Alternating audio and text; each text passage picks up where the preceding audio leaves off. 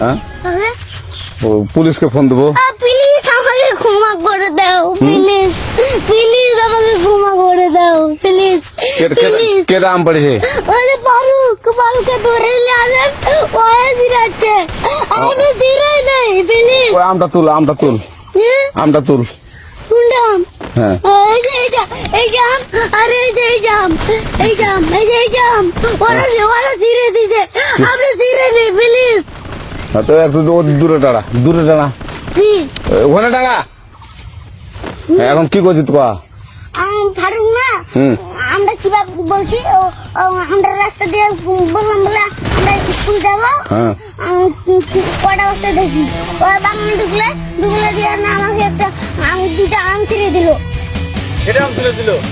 ওই যে ফারুক এলো না।